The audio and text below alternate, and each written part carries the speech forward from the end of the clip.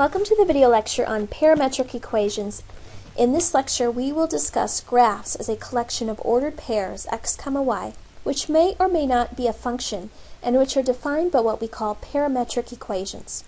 Parametric equations are often used to describe movement along a curve with respect to a variable t, where t may represent time. What we do is we let x be a function of t and y be a function of t, where f and g are two functions whose common domain is some interval I.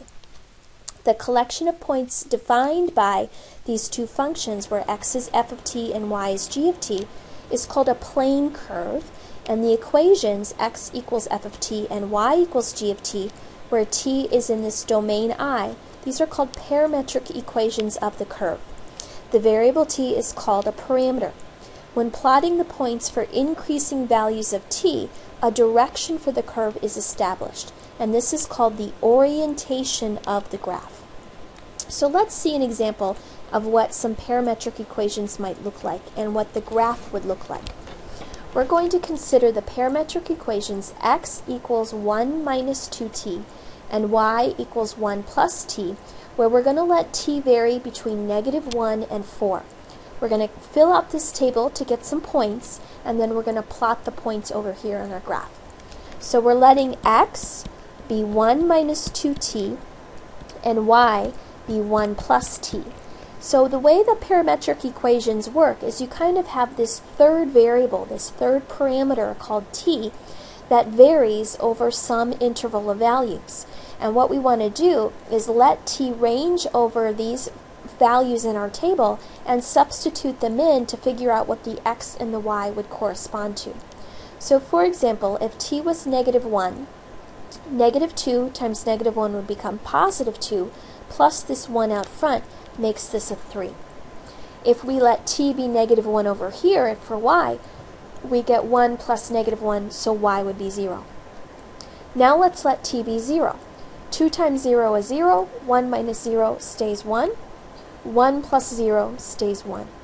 Now let's let t be 1. 2 times 1 is 2, so 1 minus 2 would be -1, and 1 plus 1 would be 2. Let's let t be 2. 2 times 2 is 4, 1 minus 4 is -3, and 1 plus 2 is +3. If t is 3, we get 2 times 3 is 6, 1 minus 6 would be -5, and 1 plus 3 would be 4. And finally, if t is 4, 2 times 4 is 8, 1 minus 8 would be -7, and 1 plus 4 would be 5. Now, when you're graphing parametric equations, you want to be considering the orientation of the graph, which means the direction that the graph would go as your t values increase. So when t is -1, the starting point would be this 3, 0, right here on the x-axis. Then, if t is 1, my next point is 1, 1, right here. If t is +1, then our point is -1, 2, so that would be up here. If t is 2, then I'd be at -3, 3. If t is 3, then I'm at -5, 4. And if t is 4, I'm at -7, 5. And the way we show this orientation is we start at our beginning point and we connect these dots in the direction that we were moving, and sometimes we even draw an arrow. So our orientation is that we're going up and to the left. And notice that as t increased, what happened to the x's? These x's went down, they decreased. And what happened to the y's? The y's went up, so they increased. So this is a fairly basic example of a parametric equation. Let's see another one. Before we do, actually, let me go back. Let's sketch this on the calculator. I forgot that I wanted to show you that. So let me show you how you can sketch parametric equations on your calculator. So let's pull up the calculator. And what we want to do first is change our mode. Normally we're in function mode, occasionally we're in polar mode. For this lesson we want to be in parametric mode. So that's PAR right over here next to function. You want to hit enter and highlight it. And now we're in the right mode, so when you go to y equals, it's not going to look like y equals anymore. It's going to look like x sub 1t equals and y sub 1t equals. So this first pair of x's and y's is going to be your parametric equations. And in our problem, our first x formula there was 1 minus 2t. And when you press this variable button, normally it pops up with an x, but this time it's going to pop up with a t, since that's the parameter that we usually use when we're doing parametric equations. Now if we go to y, we wanted y to be 1 plus t. And before we sketch this, I want to show you the window. So take a look at your window here.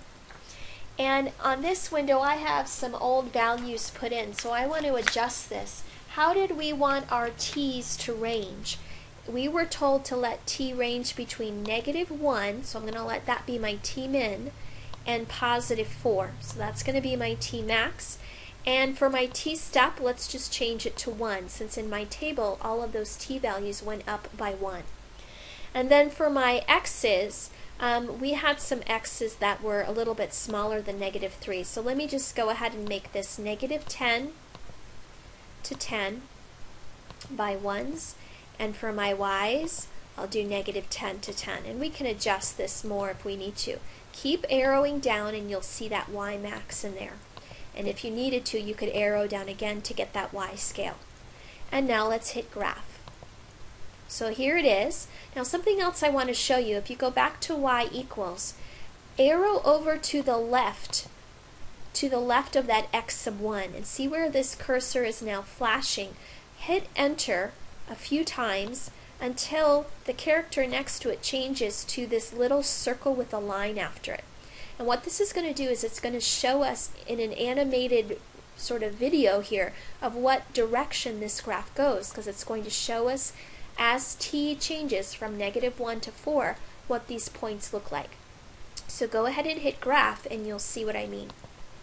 So you follow that little circle and it shows you that we started over here on the right and we went up and to the left. So it's a nice way to show that orientation so that you can see in which direction the graph is going. Okay? So on my calculator we got the same graph that we had earlier, and just to remind you, for our t min we used -1, for our t max we used +4, and for our t step we just went by 1s, and then we did our x min and x max -10 to 10, and our y min and y max -10 to 10. Now the last thing I want to show you about this problem is how to eliminate the parameter. This graph right here looks like the equation of a line, and if we eliminate the parameter, which means to get rid of the t, then we will come up with what the equation of this line is in its Cartesian or rectangular form. So let me show you how to do that. Remember that x was 1 minus 2t and y was 1 plus t. So an easy way to eliminate the parameter is to take either one of these two equations, whichever one is easier, and solve it for t. And I can do that pretty easily over here by just subtracting 1. So now we know what t is, and then what I'm going to do is substitute that in over here for the t in the other equation. So this becomes x equals 1 minus 2 times parentheses y minus 1. And now there is no more t showing up here. That's what it means to eliminate the parameter. Let me just simplify this. So we're going to get 1 minus 2y plus a 2. If I add that 2y over to the other side, we get x plus 2y is equal to 3. So this is the equation of this line right here. But it's not the whole line, it's only the line where t ranged between -1 and 4. So you have to be a little bit careful. This is the graph in its rectangular form, but in our parametric form we did have restrictions on what domain we could use. And we'll talk more about that a little bit later. Let's sketch the graph of the parametric equations x equals t cubed and y equals t squared, where t is all real numbers, noting the orientation. So what we're going to do here is we're going to make a graph, and in order to see what our graph is, it's always a good idea to make a table of values. So I'm going to let t vary, and I'm going to find out what x is and y is. And remember here that x is t cubed and y is t squared. Now, since they don't really give us any restrictions on t at all, t can be all real numbers, we can choose whatever we want. So in a problem like this, I usually like to pick a nice selection, a nice variety of t's. So maybe I'll let t be -2, -1, 0, 1, and 2. So I'm using a few negatives, a few positives, and 0. Now x is going to be all of these t's cubed. So -2 cubed is -8, -1 cubed is -1, 0 cubed is 0, 1 cubed is 1, 2 cubed is 8. And y are all these t's squared. So this would become 4, 1, 0, 1, 4. Now remember, this could continue on this way and this way through more negatives and more positives because t is all real numbers. So I'm not really just starting at this point and stopping at this point, but it will give me an idea of what the shape is going to look like. So when t is -2, I'm supposed to be at -8 for x and +4 for y. And then when t is -1, I'm at -1, 1. When t is 0, I'm at 0, 0. When t is +1, I'm at 1, 1. And when t is 2, I'm at 8, 4. So hopefully you can see the orientation. I'm kind of coming down here, and it's not really a straight line. It's kind of arcing here a little bit, and then it's coming up this way. Sometimes I show that with some arrows like this so that you can kind of see. And because it didn't just start here and stop here, you can continue those arrows and just show that it does keep going. Okay? Now we want to sketch the graph of the parametric equations x equals cosine t minus 2 and y equals sine t plus 3, noting the orientation of the graph. So here's my two parametric equations.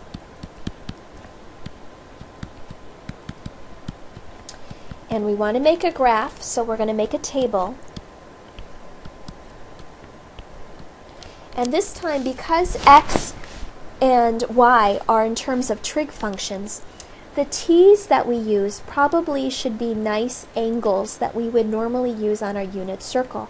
So when you're picking these t's, make use of some of those nice angles. And I'm going to start by just, whoops, I don't know what happened there with my pen. Let me clean it up here a little bit.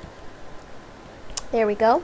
So I'm going to just start by using my quadrant angles, and then I can always add more if I need more points. So I'm going to start at 0 for t, then I'm going to do pi over 2, and then I'm going to do pi, and then I'm going to do 3 pi over 2, and then I'm going to finish at 2 pi. And we can always add more, like some pi over 4s, or pi over 6s, or pi over 3s, if we feel like we're not getting the full picture.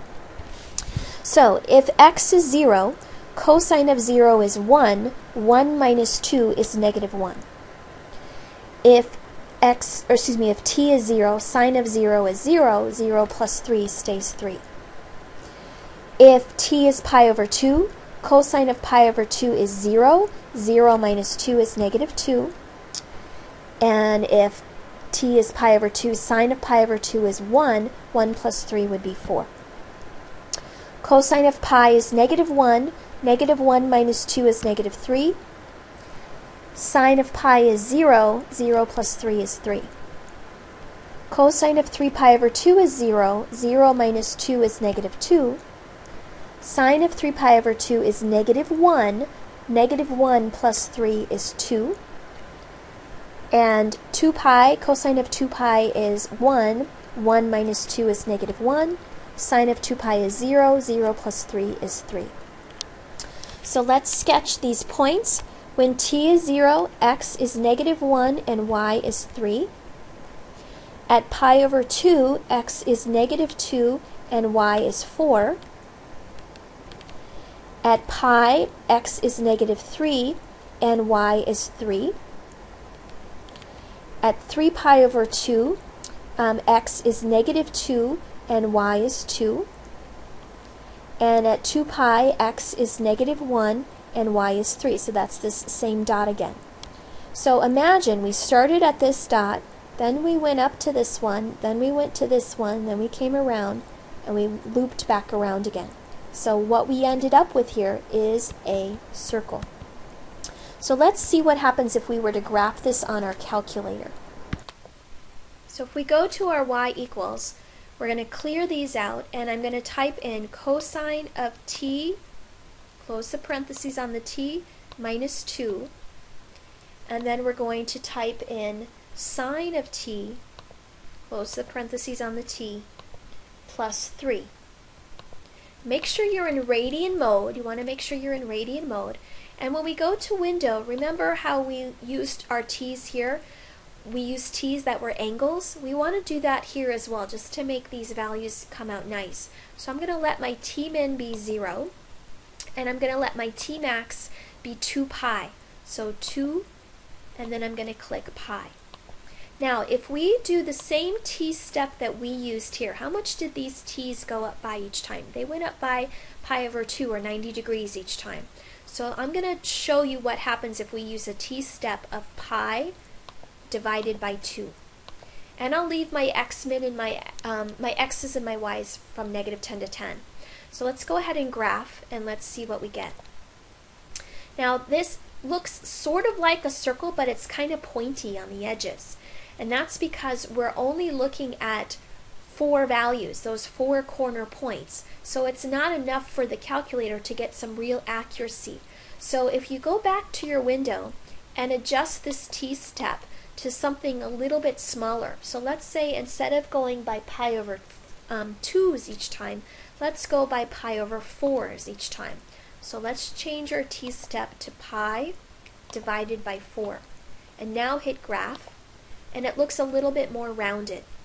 If you go back to window and you change that t-step to something even smaller, like pi divided by 12, or whatever you want to pick, it doesn't really matter.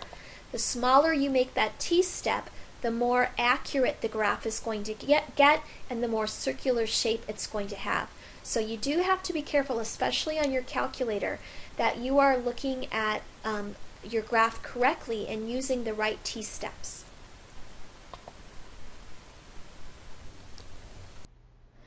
Okay, to eliminate the parameter on our parametric equations, we're going to recopy our 2 equations. So we have x equals cosine t minus 2 and y equals sine t plus 3.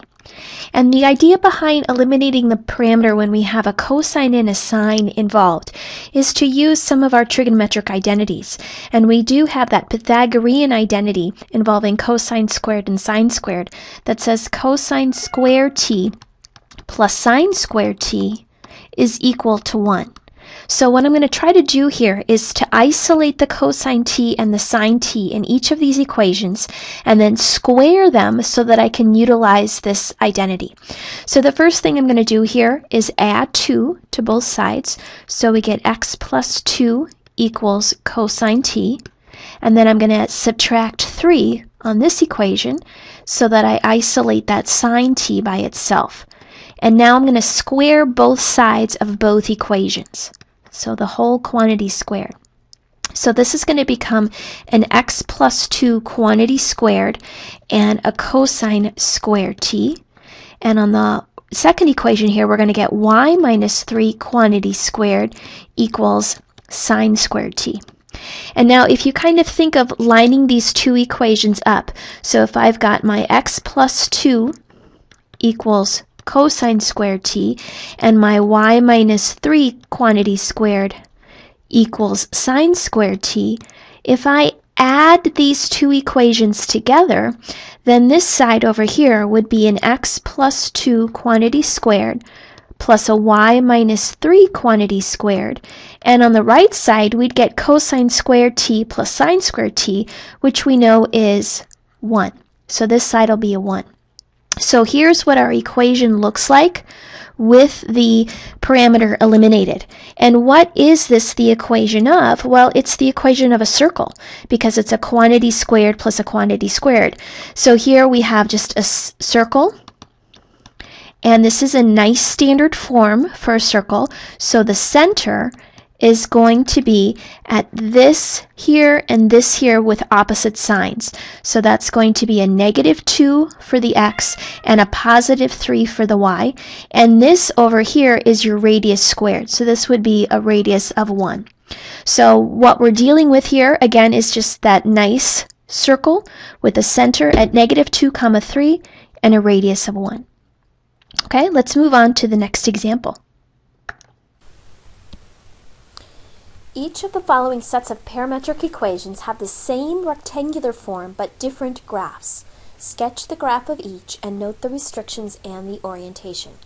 So this first example has parametric equations x equals to t and y equals to 1 minus t. So if we wanted to sketch a graph of this, we would want to make a table of values, and we're going to let t range between some choices. And I might just use my standard choices of -2, -1, 0, 1, and 2. And x is exactly what t is. So x is going to be -2, -1, 0, 1, and 2. So y is 1 minus t, so 1 minus -2 becomes 3, 1 minus -1 is 2, 1 minus 0 is 1, 1 minus 1 is 0, 1 minus 2 is -1. So let's plot some of these points. When t is -2, x is -2, and y is 3. So that would be this dot right here. When t is -1, x is -1, and y is 2. When t is 0, x is 0, and y is 1. When t is 1, x is 1, and y is 0. And when t is 2, x is 2, and y is -1.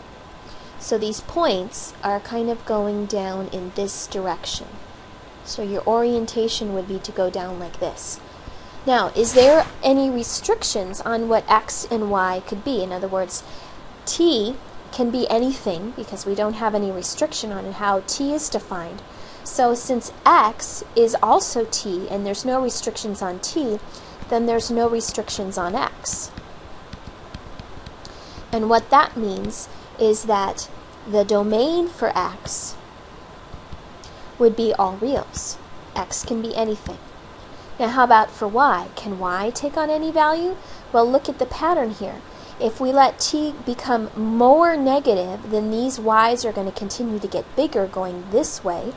And if we let t become larger, then these y's are going to continue to get smaller going this way. So there's also no restrictions on y, which means the range for the y's is going to be all reals as well. So this is going to continue all the way down like that and come from up above like that. It's going to continue all the way. So our orientation would be in this direction. Now let's eliminate the parameter to see what this would become. Since x is exactly t, then I can just replace this t with an x. So my parameter goes away and I just get the equation 1 minus x. So that's this entire line going down. Okay, now let's take a look at the example x equals 1 minus t squared and y equals t squared. So we're going to make our chart again. We're going to pick some choices for t and figure out what x and y are.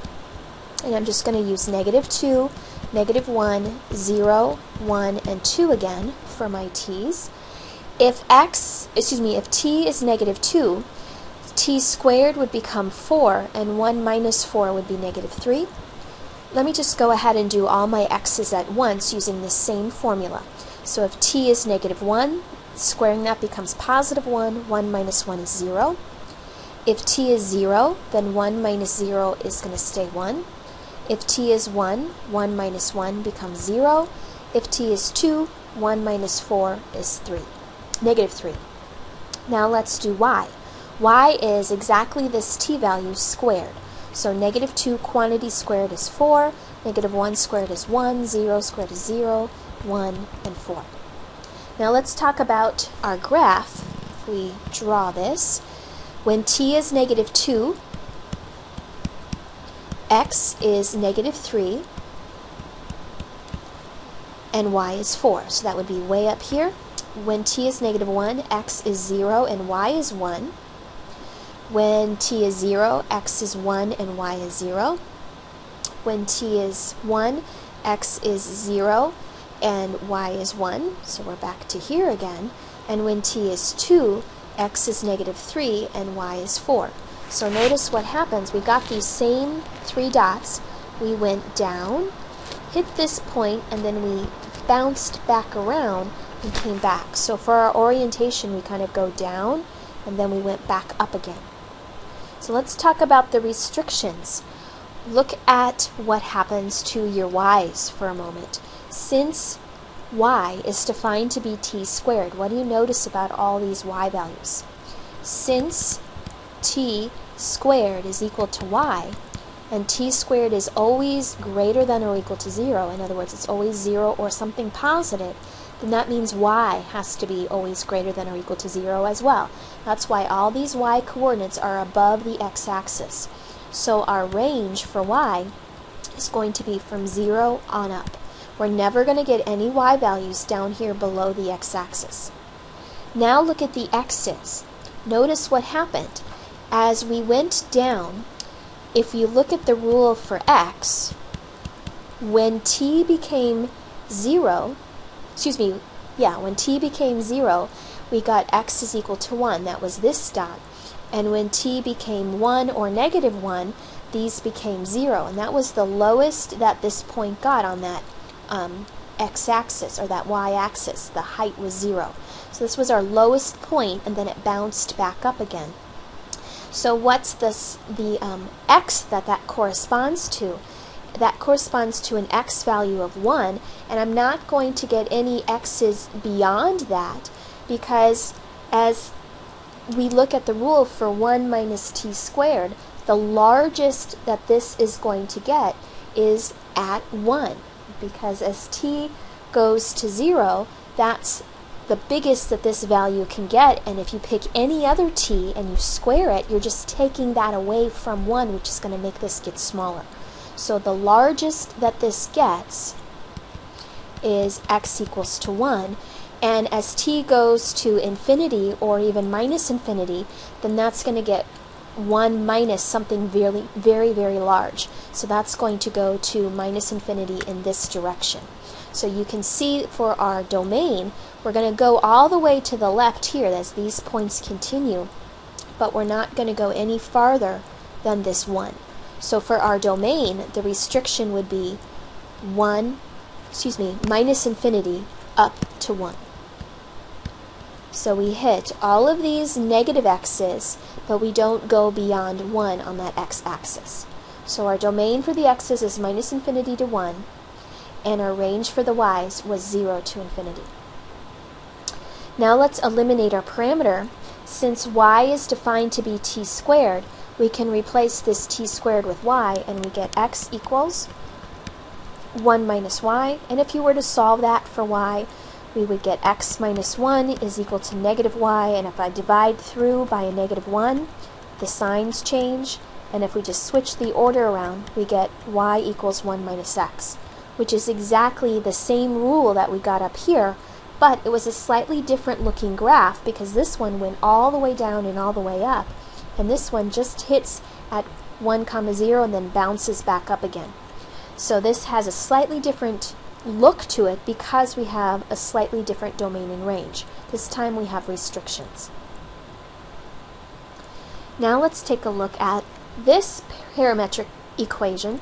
X equals cosine squared t and y is equal to sine squared t. So if we wanted to make a graph of this, we would want to pick some t's and find out what our x's and our y's are. And because we're dealing with cosines and sines again, we're going to want to make sure that the t's that we pick are nice angles. And you can use your quadrant angles, you can use any of those nice angles that we have on our unit circle. So I'm going to start with my quadrant angles: 0, pi over 2, pi, 3 pi over 2, and then you could go back to 2 pi as well. It should give you the same thing as 0. And then if you want, you could try, say, pi over 4 or pi over 6, something like that. And I'll just show you a couple of those. So let's start with the x's. If x is 0, if t is 0, then cosine of 0 is 1, and that squared is going to stay 1. If I plug in pi over 2, cosine of pi over 2 is 0, and that squared stays 0. Cosine of pi is -1, and that squared becomes +1. Cosine of 3 pi over 2 is 0, and that squared stays 0. Cosine of 2 pi is 1, and that squared stays 1. So it looks like we're just bouncing back and forth, but if we look at some of these smaller angles, like pi over 4, cosine of pi over 4 is √2 over 2, and if you square that, that becomes 2/4 or 1/2. If I look at pi over 6, cosine of pi over 6 is √3 over 2, so if I square that, that gives me 3 on top and 4 on the bottom, so 3/4. Now let's do our y values.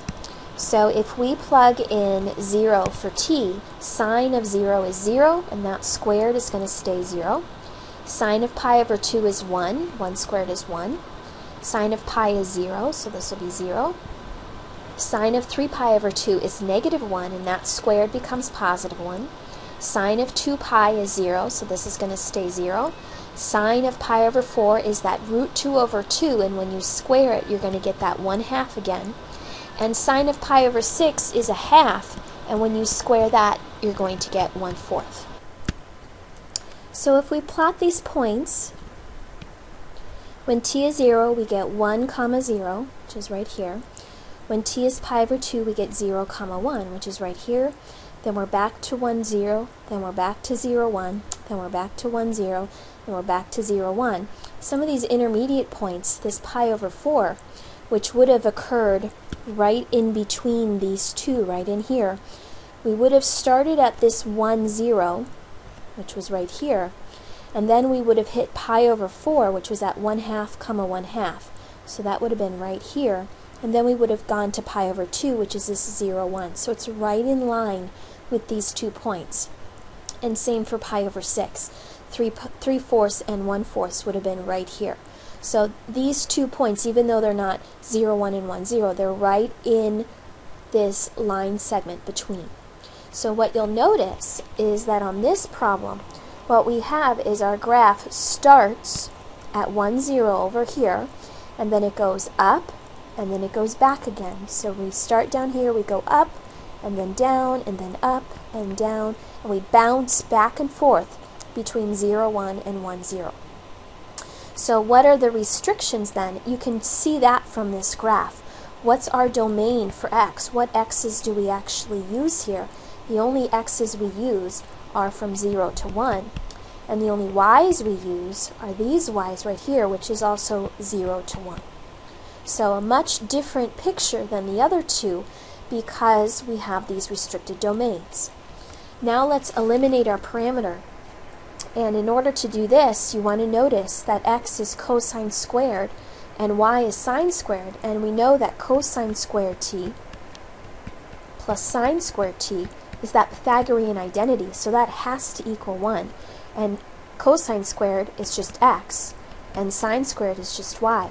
So this just becomes y equals 1 minus x. So the same rectangular or Cartesian equation for all 3 of these examples, but very different looking graphs because of the way that we have parameterized them. So how you choose your parameterization determines what your graph is going to look like. So now what we're going to do is come up with 2 different ways to parameterize some equations. So we have y equals x squared minus 1, and we want to figure out a way to write parametric equations for this in 2 different ways. So a really simple way is just to let your x become t, and then you're going to rewrite this equation by substituting in a t where that x was. So this would become t squared minus 1. So that's the most basic way to create parametric equations. Now, how could you create another parametrization? Well, you would have to choose your x differently. So instead of just letting x be t, you could let x be t plus 1, for example. And then if we substitute that in for this x, this would become t plus 1 quantity squared minus 1. And if you simplify that, that's t squared plus 2t plus 1 minus 1. The 1's cancel, so y equals t squared plus 2t. So this is a second way that you could make parametric equations. Now you just want to make sure that when you do your parametric equations that you're maintaining the correct domain. If we want the full graph of y equals x squared minus 1, that's a quadratic parabola, and x is allowed to be anything at all, minus infinity up to positive infinity. And if we let our x be equal to t, that maintains that restriction, because t can be anything, therefore x can be anything. And likewise with this restriction here, t can be anything, so x can be anything. So you just want to make sure that you're not restricting your domain at all by the way that you choose your parameterization. Let's try another example. If I have y equals to square root of x, again, a really simple way to create parametric equations is just to let your x be the t, and therefore the y becomes square root of t. So really simple. Now to get a second parametric set of equations, we could just choose x to be something different. And if I let x be, say, let's try 4t. I'm going to use 4 because I know I'm going to end up here be taking the square root. So I'm going to substitute in 4t right where that x is. And because it's a nice perfect square, it reduces to 2 square root of t. So you could have these two sets of parametric equations. Okay? All right, the next example. Find parametric equations for an object that moves along the ellipse x squared over 4 plus y squared over 9 equals to 1 with the motion described. So this first one, we want our motion to begin at 2, 0 and be counterclockwise and require 2 pi seconds for a complete revolution. So we want our graph to start at 2, 0 and go counterclockwise and complete 1 full revolution around in 2 pi seconds. So we want it to look something like this. And this wouldn't have the shape of a circle, it would be that ellipse shape.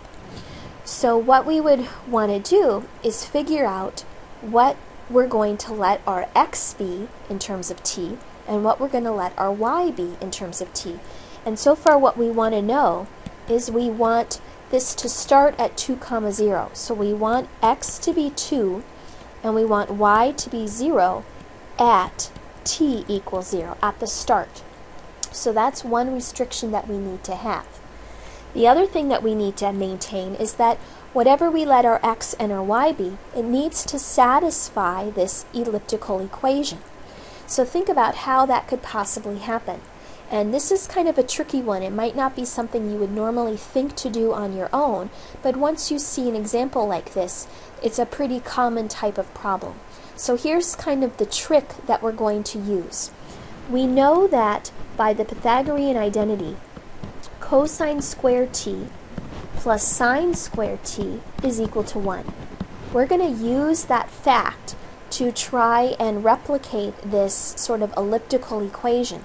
So what I'm going to do is I'm going to manipulate this a little bit, and what I can do is give a coefficient to this cosine squared t and make it 4 over 4. So I'm still keeping this outer coefficient of 1, but I'm making it look a little bit more similar to this fraction here, where the x would be the square root of this numerator. So we could possibly let x be 2 cosine t. And then, to make this part match and get a 9 in the bottom, I'd have to have a 9 on the top to make this Pythagorean identity still be true. Because remember, we want these 4's to cancel to give a 1, and we want these 9's to cancel to give a 1, so that we end up with that basic cosine squared plus sine squared equals to 1. We want that to still be true. But if I choose to set up my equation so it looks kind of like this, then I could let my y be the square root of this numerator. In other words, y could be 3 sine t. So let's try letting x be 2 cosine t and y being 3 sine t. Now, I'm not sure if it's going to satisfy our initial condition here, as well as our other requirements about how fast it completes a revolution. We're going to have to see if this really does work. So here's what we're going to check. We're going to make a table of values, and we're going to let our t range from 0 up to 2 pi. And I'm just going to use those nice quadrant angles again. So 0, pi over 2, pi, 3 pi over 2, and 2 pi. And from this span of 0 to 2 pi, we want to be able to complete our full revolution. So if t is 0, and I plug in 0 for x, then cosine of 0 is 1, and 2 times 1 is going to be 2. If I let t be 0 for y, for this t in the y, sine of 0 is 0, 3 times 0 is 0. And that's exactly what we wanted. We wanted to start at 2, 0. So far, our graph is starting right here. So that's good news. Now if we let t be pi over 2, cosine of pi over 2 goes to 0, but sine of pi over 2 goes to 1, so this would become 3 times 1, or 3. So in our next t value, we're at the point 0, 3, which would be right up here. So we're kind of moving in this direction, which is counterclockwise. So far that looks pretty good as well. Now let's let t be pi. Cosine of pi is -1 times 2, so this is going to be -2. Sine of pi is 0. So now we're at -2, 0, which would be over here.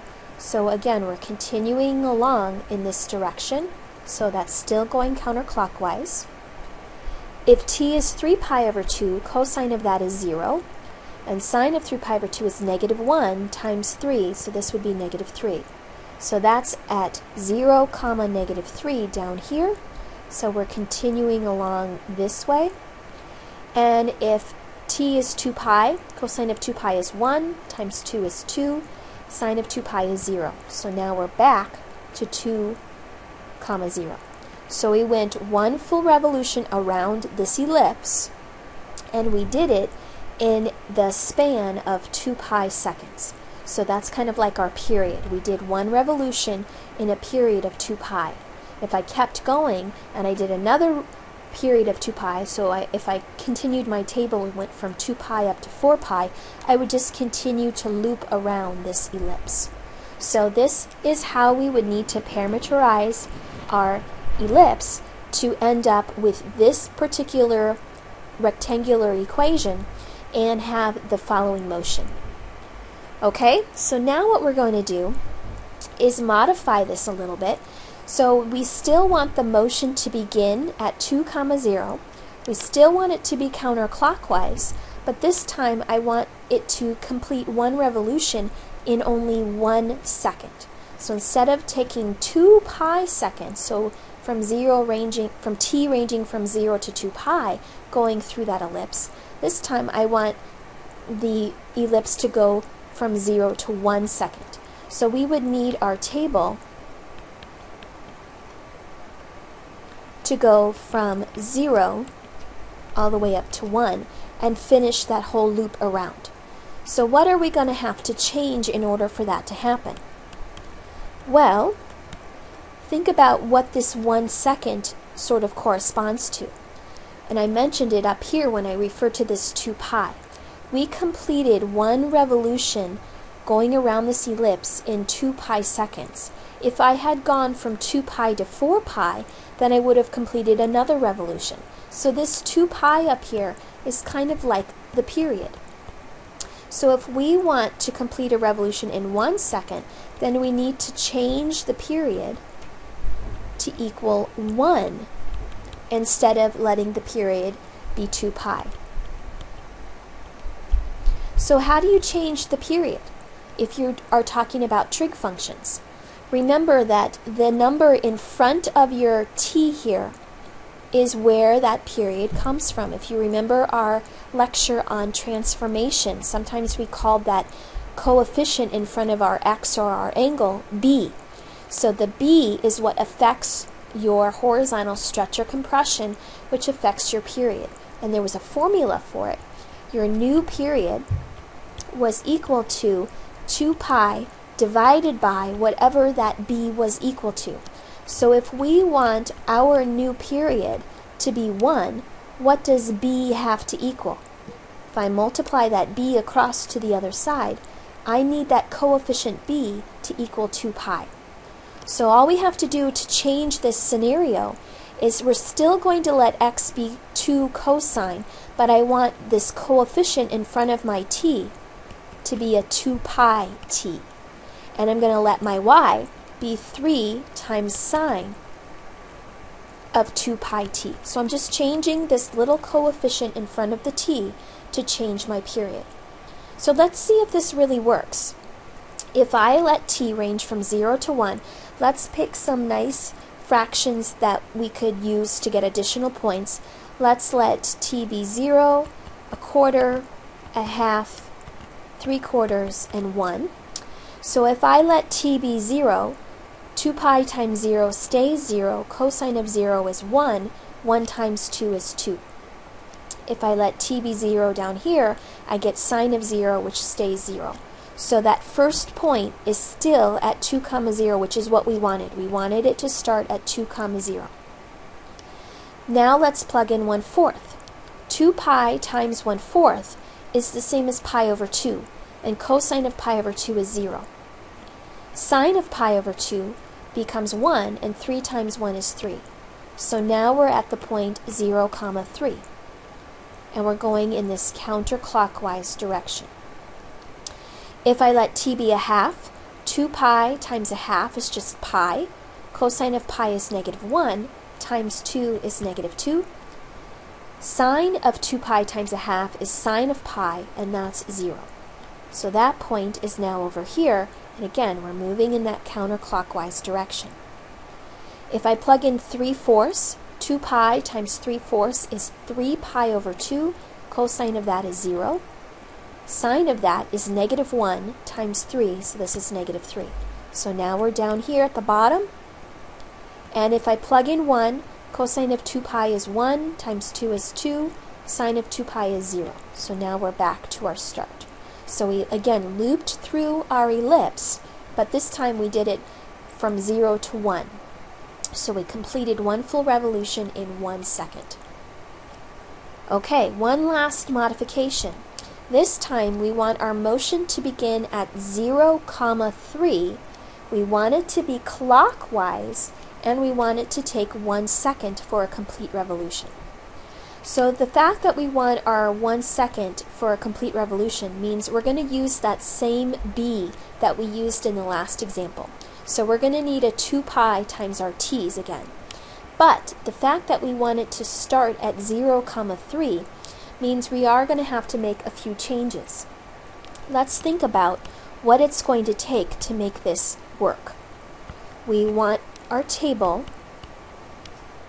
to start at 0 for x and 3 for y when t is 0. If we use what we started with for these last two examples and we let x be 2 cosine 2 pi t again, that's not going to work, because when I plug in 0, that's going to give me 2, and when I plug in 0 for this t, that's going to give me that 0. So we're not at the right starting point. But what I could change in order for x to be 0 is, instead of letting x be the cosine function, we could let x be the sine function. So I'm going to keep that coefficient of 2 out front, but I'm going to let it have sine 2 pi t, and I'm going to change the y to a 3 cosine 2 pi t. So really all I did was I switched these two functions. Why is that going to work? Well, if I let t be 0, sine of 0 is now 0, and cosine of 0 is 1. 1 times 3 is 3. So that does give me the right starting point by just switching the two trig functions around. And it still maintains my elliptical equation. It's just that I swapped up here and I chose to call this one sine squared and this one cosine squared. And you still get sine squared plus cosine squared equals 1. So that's still true, but we just made a different choice. We let x be sine and y be cosine instead of the other way around. Okay, let's see if the other restrictions here that we wanted are still going to be maintained. Let's let t be 1/4, 1/2, 3/4, and 1. Now if t is 1/4, 2 pi times a fourth reduces to pi over 2. Sine of pi over 2 is 1, and 1 times 2 is 2. 2 pi times a fourth is pi over 2. Cosine of pi over 2 is 0. So on my graph, we started at 0, 3, which was up here. And now when t was a fourth, we moved to 2, 0, which is here. So we moved in this direction, which is clockwise. So that restriction is also correct. So we've got everything going for us so far. If I let t be a half, 2 pi times a half is pi, sine of pi is 0. Cosine of pi is -1 times 3 makes this -3. So 0, -3 would be down here, and we're moving again in this clockwise direction. If t is 3/4, 2 pi times 3/4 is 3 pi over 2. Sine of 3 pi over 2 is -1, so this becomes -2. Cosine of 3 pi over 2 is 0. So that's -2, 0 over here. And finally, if t is 1, sine of 2 pi is back to 0 again, and cosine of 2 pi is 1. 1 times 3 is 3, so we're back to our starting point. So we made one full revolution in 1 second. So all three restrictions are maintained. Oops, we have an extra page here. Okay, let's go ahead and look at the next example. Here we want to write a rectangular equation for the following parametric equation. We have x equals h plus a secant theta, and y equals k plus b tangent theta, where theta is the parameter. So instead of using t's like we normally do, this time we're using thetas for the parameter. So don't let that confuse you. So we're letting h be defined by this parametric equation, and y is k plus b tangent of theta. So what could we do to try and get rid of the thetas here and turn this into an equation that only uses x's and y's? That's what it means when it says write a rectangular equation. So what we're going to do is we're going to try to isolate these thetas as much as we can to see if we can get rid of them. So here's what we're going to do. To isolate this secant theta, let's move the h over to the other side. So this becomes x minus h equals a secant theta. And then I could divide both sides by a. So we have x minus h over a equals secant theta. Now let's do something similar for this one. I'm going to subtract k, and then I'm going to divide by b. So I'm trying to isolate that tangent as much as I can. Now, we've been using some of our Pythagorean identities, and you should see that since we have a secant and a tangent, there is potential for using a Pythagorean identity that involves secants and tangents. And this is one that you should memorize. Back when we talked about our identities, tangent squared plus 1 is equal to secant squared. So if we wanted to use that, I need to get some squares involved here. So let's square both sides. So this would become secant squared, and this would be x minus h squared over a squared. And if I square both sides here, I'll get y minus k quantity squared over b squared equals tangent squared theta. So if this identity is true, tan squared theta plus 1 equals secant squared theta, and we know that it is true, let's substitute this in for tangent squared.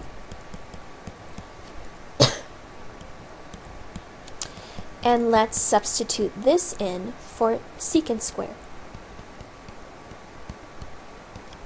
And all I'm going to do now is subtract this whole quantity right here over to the other side and get the 1 by itself.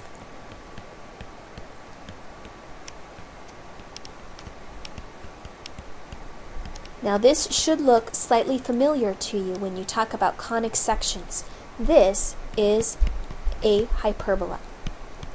It's a hyperbola that's been shifted so that it's centered at h, k, and it's got vertices at plus or minus a, and you can draw a picture of it if you knew what the h, the k, the a, and the b were. So here is what we end up with. If we define our parametric equations in this way, right here and here, what you end up with when you graph it is a hyperbola. Now, one of the most important applications of parametric equations is in the idea of projectile motion and simulated motion using time as a parameter. So consider a projectile being launched at a height h feet above the ground and at an angle theta to the horizontal.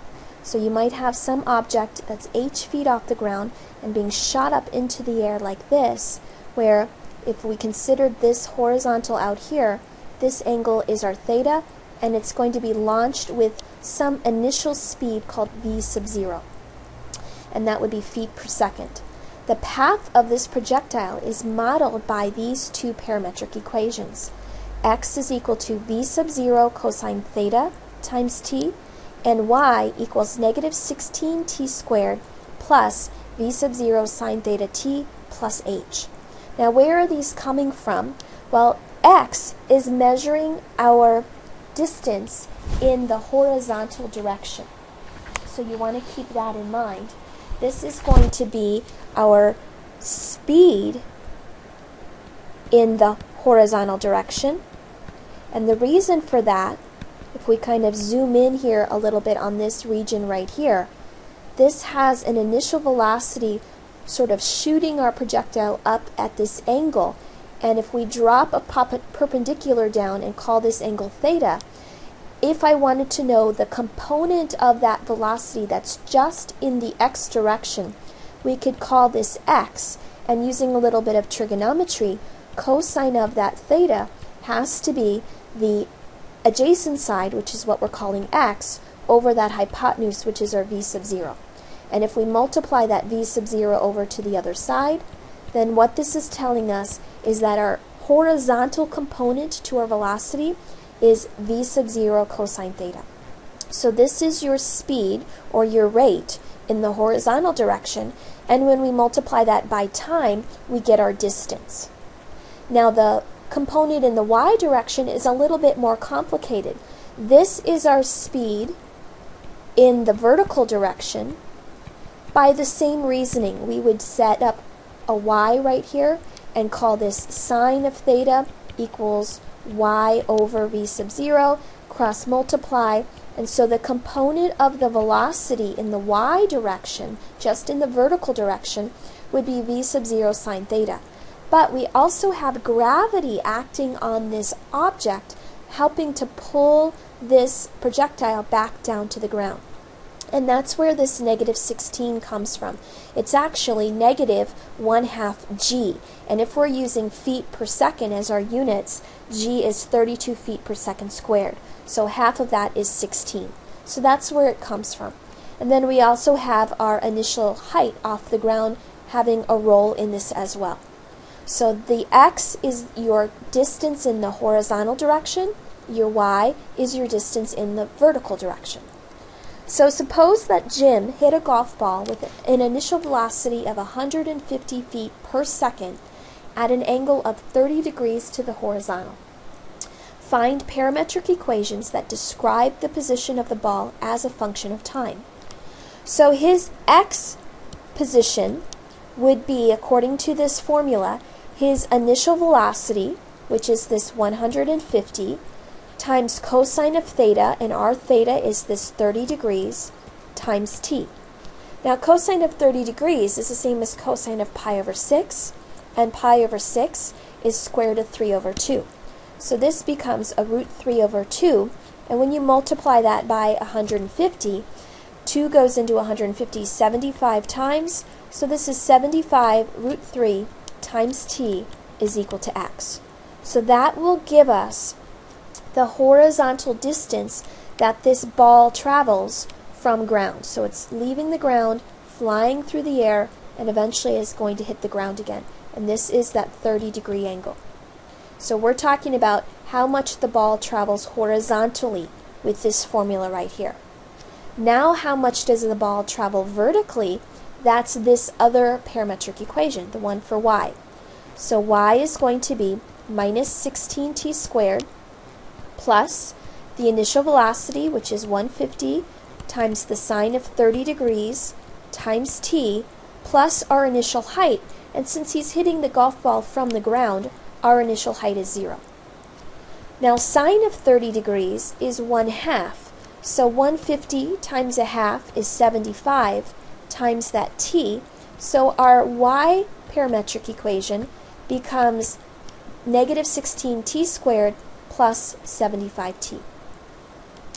Now we want to use these to figure out how long is the ball in the air. So think about what it means if the ball is going to eventually come back down to the ground. We want to know how long it's in the air, so the time from here to here. Well, we know when it started, that's time 0, so we want to find out the time when it hits the ground. And what's true if you're hitting the ground? Your height is 0. Now, is that your horizontal height that we're talking about, or is that our vertical height? Well, if we want the ball to hit the ground, we're talking about its vertical height should be 0, back to the ground level. So in order to solve this, we want our vertical height, which is what we're calling our y, to be 0. So I'm just going to substitute in a 0 for y, and we're going to solve this equation. And that should tell me the time it takes to get back to the ground. Fortunately for us, this one factors. I can pull out a t, and I get negative 16t plus 75. If I set this factor to 0, we get time 0. We already knew that the ball was on the ground initially, so that's what that means. If we set this one to 0, we get negative 16t plus 75 equals 0, and if we subtract that 75 over, divide by negative 16, that on your calculator turns out to be 4.6875. And this is a time in seconds. Our units here were seconds.